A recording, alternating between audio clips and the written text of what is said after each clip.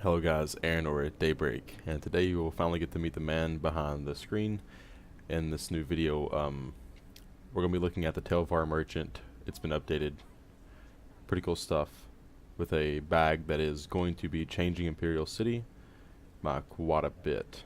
And hopefully they start adding more stuff like this, because if they do start adding more stuff like this, then Imperial City is going to get lit. For sure going to get lit. But, in the new channel update video I planned, or I told you guys in the Grandmaster build video, which is actually this character, I said I would be making a channel update video, and I do plan to do that. I'm just going to wait a couple days, maybe at the end of this week, maybe release it around Friday or something like that. Or probably record it the next couple of days, but anyways, probably expect it around Friday. Anyways, let's get into this merchant. So, what is this new bag thing? These are called wax Tel var. Now I'm going to tell you where you can get them. Obviously here at the the Tel var General Merchant.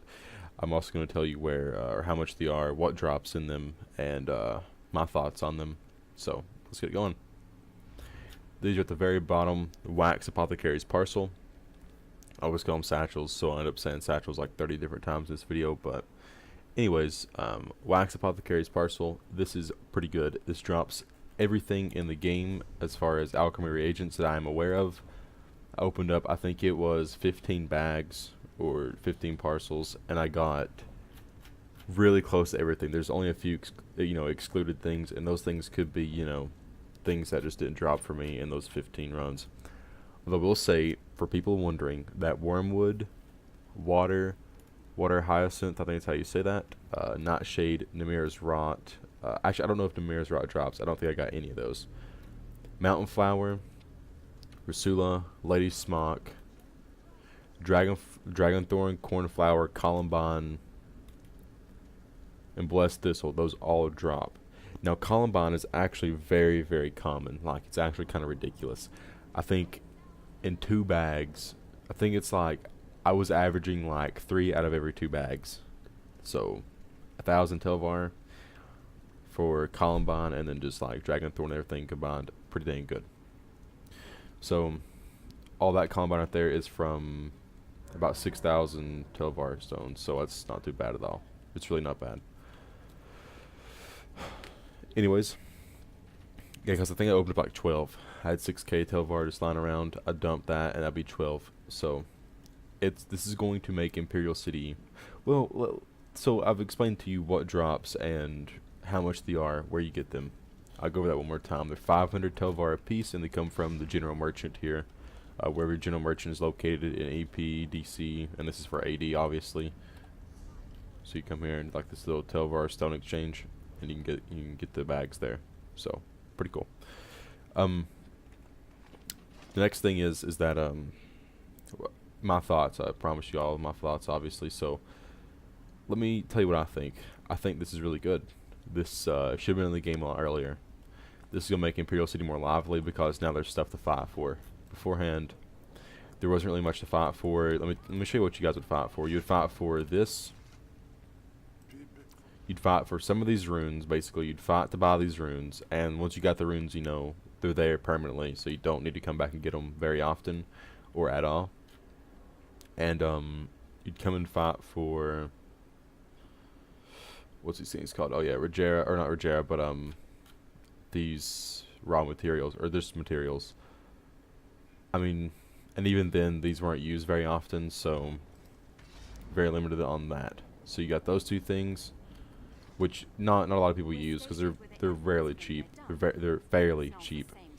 Now, the thing is too with those materials, before I get into this part, those materials are actually more expensive in Tel var than they are in gold. The rubidite and rubidoux were going for about 37 to 40 gold a piece, as in rubidoux leather and rubidite ingots. At the Tel var merchant, they are like 50 Tel var. So the ratio was really bad. So no one bought them from. So no one even bought materials in the last, since one Tamriel, no one really bought materials from here, and that's really why.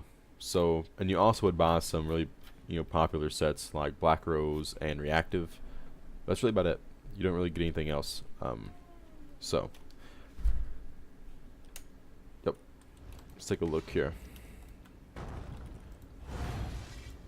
So you got the 3 things you can buy: the sets, the materials if you really needed them, if you didn't have any other way to get them, and you could buy the runes. Not much. So basically the gist is here, there's not much to buy, so there's no really reason to come here and fight unless you just really enjoy Imperial City, enjoy the small scale stuff, or you need something leveled like some abilities or something like that, and you want to stay in a PvP zone.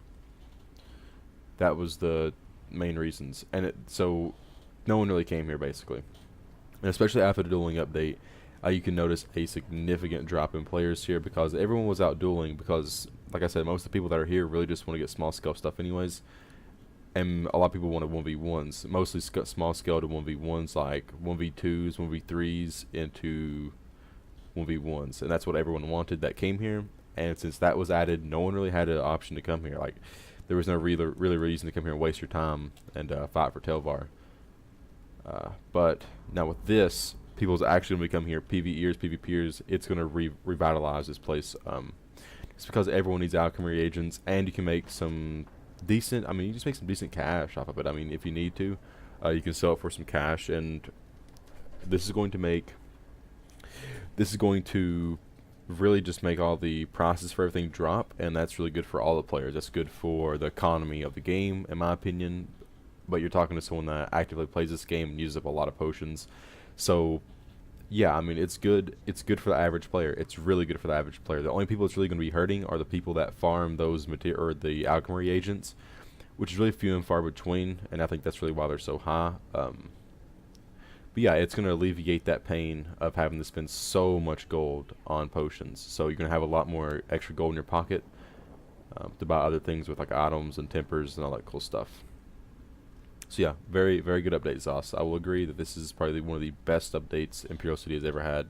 Just that one item has completely redone this place.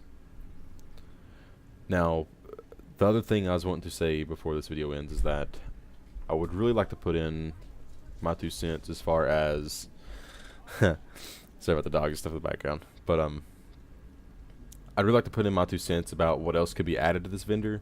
I would really enjoy seeing gold tempers added to the vendor, as in rosin, tempering alloy, and wax. Now that seems like, Jesus, dude, that's gonna ruin the economy, blah blah blah.